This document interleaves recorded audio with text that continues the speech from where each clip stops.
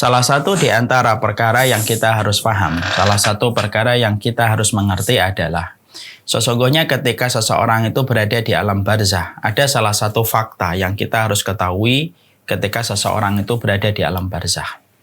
Apa fakta yang harus kita ketahui tentang seseorang ketika mereka berada pada alam barzah?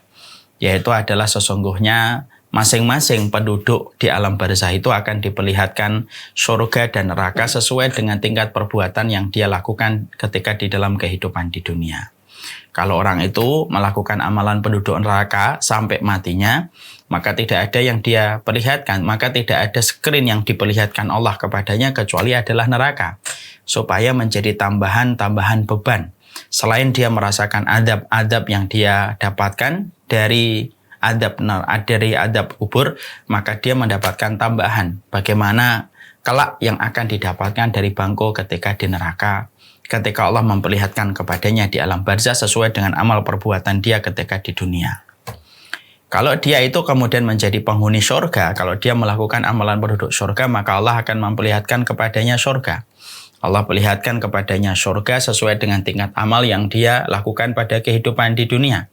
Pada waktu dia melihat surga itulah tergambar rasa rindunya kepada surga dan tergambar rasa tenangnya. Karena dia akan mengetahui akhir perjalanannya akan menuju kepada sebuah tempat yang diperlihatkan oleh Allah kepadanya ketika di alam barzah. Yaitu adalah ketika dia akan berada di surga. Inilah salah satu di antara perkara yang kita harus paham. Mungkin ada yang bertanya, Ustadz, kenapa surga dan neraka itu diperlihatkan kepada penghuni alam barzah? Ya. Pertama, maka jawabannya adalah diperlihatkan karena memang mereka belum ditegakkan keadilan di dalam hisabnya, di dalam pengadilan Allah.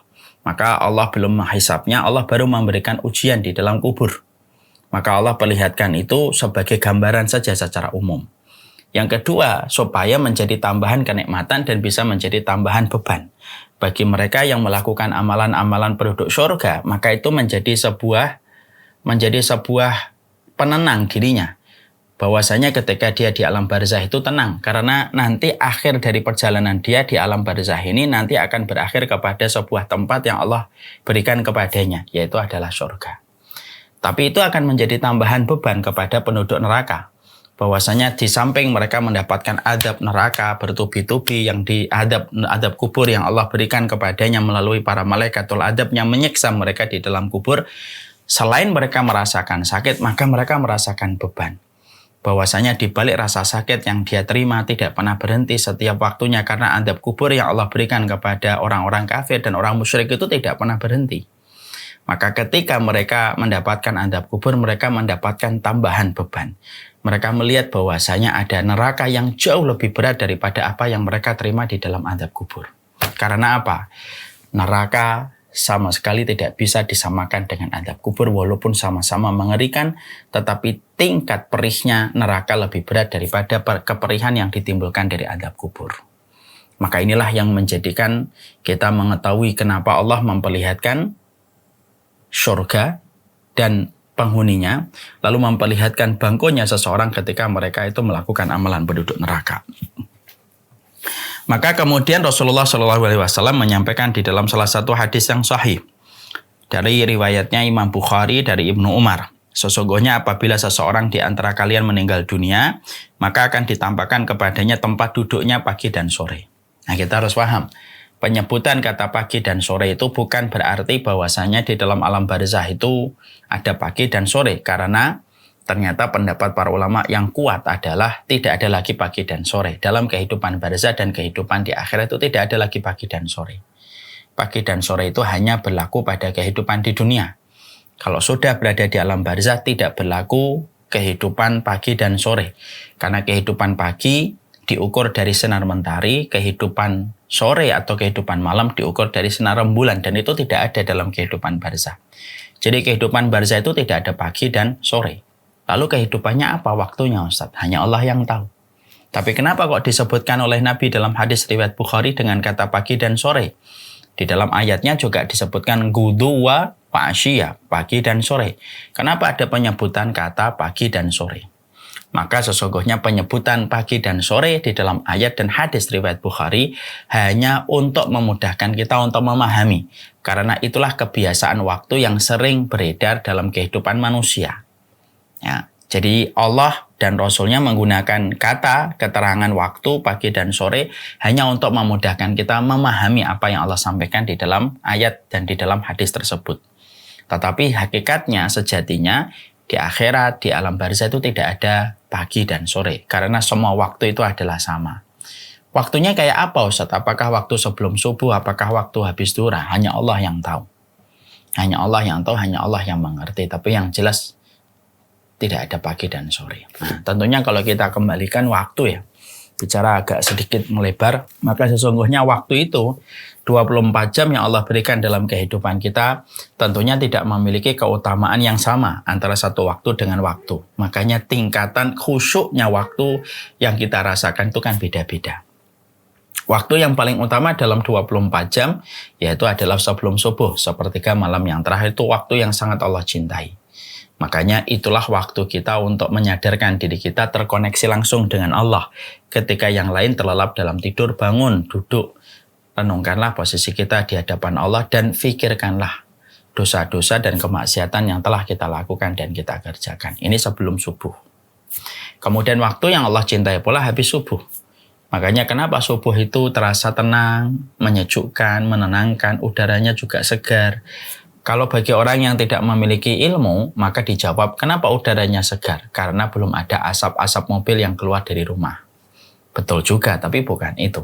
Kenapa udara pagi itu selalu sejuk untuk dihirup, selalu sejuk untuk dirasakan? Karena sesungguhnya kita harus paham, udara pagi begitu sejuk karena belum bercampur dengan udara orang munafik yang belum bangun dari sholat subuhnya. Kemudian waktu setelah itu yang Allah cintai sholat duha. Waktu duha itu waktu yang Allah cintai. Kemudian lompat ke waktu asar. Nah, itulah waktu-waktu yang Allah cintai. Nah, adapun waktu di akhirat tidak ada keterangan. Dia itu sebagaimana waktu yang mana? Apakah waktu kayak sepertiga malam? Ataukah waktu habis subuh? Ataukah waktu habis asar?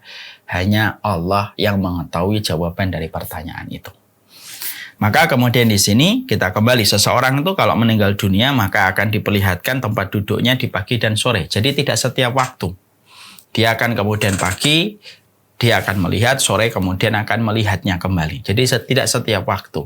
Dan itu untuk memupuk rasa ketenangan-ketenangan yang akan dia peroleh dan dia akan dapatkan. Sama gini, gambarannya begini. Kadang-kadang kalau kita sedang mudik menuju ke rumah kita di kampung-kampung yang jauh dari Jakarta, dari Bekasi. Biasanya dalam perjalanan mudik itu kita menemukan berbagai macam ujian.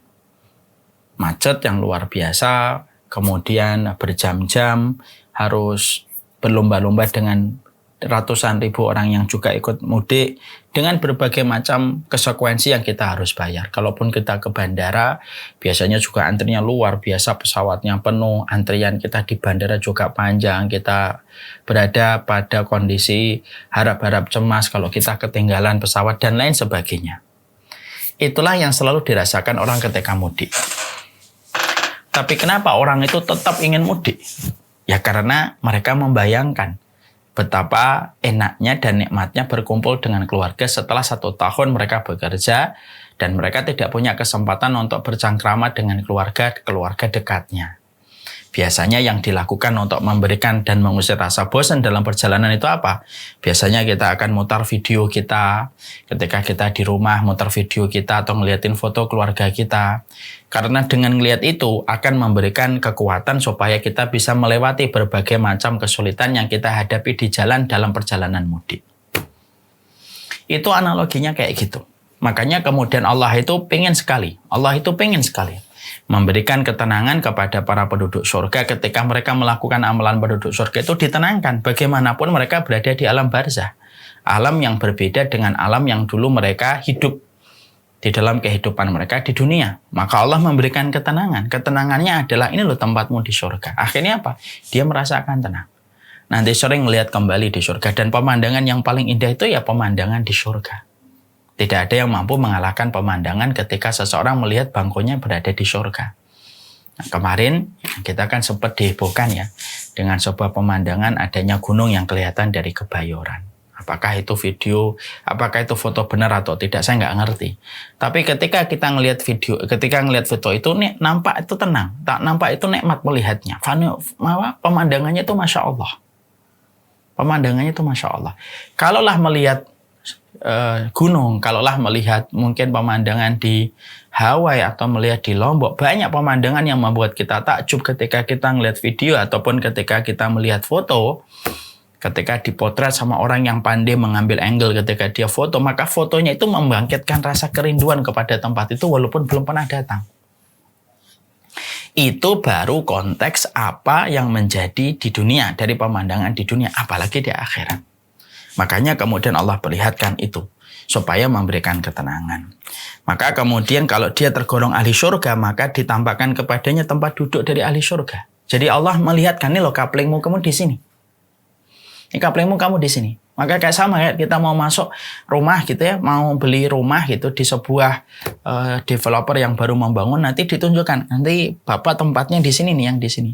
Menghadapnya langsung ke sungai Pak, langsung ke pemandangan. Nah, itu membuat kita tuh Masya Allah. Jadi akhirnya pengen cepat, kapan Pak dibangun Pak? Kalau bisa secepatnya, jangan lama-lama. Maka itu kemudian yang diperlihatkan oleh Allah kepadanya. Allah memperlihatkan, ini loh bangkumu, ini loh tempatmu nanti di surga, ini rumahmu di surga, itu semacam ini. Kemudian dilanjutkan oleh Rasulullah, kalau dia termasuk penduduk neraka,